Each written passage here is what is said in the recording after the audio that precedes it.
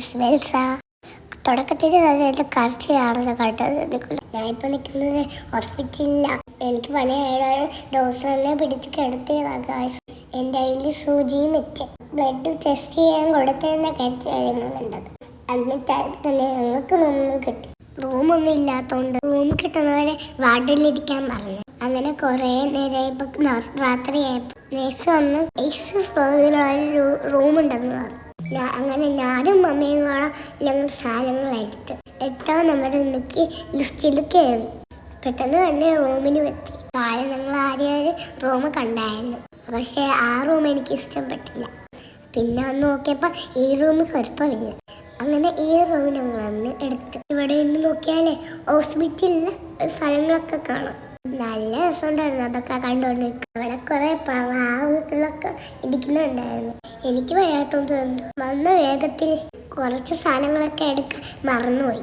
അങ്ങനെ ഞാനും മമ്മിയും കൂടെ വീണ്ടും താഴോട്ട് പോയി. താഴെ ഹോസ്പിറ്റലിലെ ക്യാൻറ്റീനും ഉണ്ട്. അവിടെ ചിലപ്പോൾ ഞങ്ങൾക്ക് ആവശ്യമുള്ള സാധനം കാണും. അങ്ങനെ ഞാനും മമ്മിയും കൂടെ പോയി നോക്കിയതാ.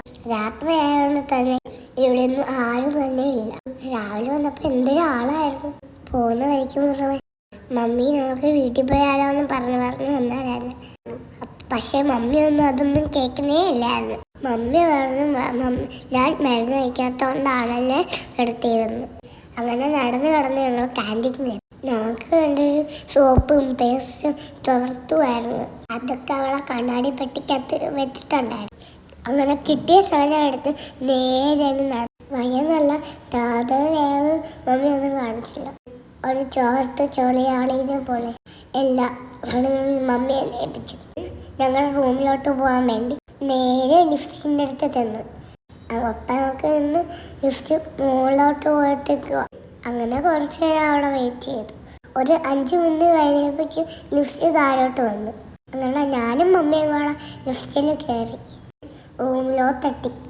റൂമിലെത്തിയ മമ്മി എനിക്ക് ഫുഡ് വന്നു.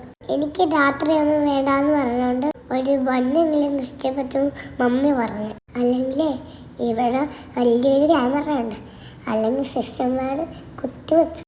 അതുകൊണ്ട് ഫുഡ് കഴിക്കാതെ കിടക്കാൻ പറ്റത്തില്ല ഗായ്സ്. അപ്പം ഞാൻ ഫുഡൊക്കെ കഴിക്കട്ടെ. ടാറ്റാ.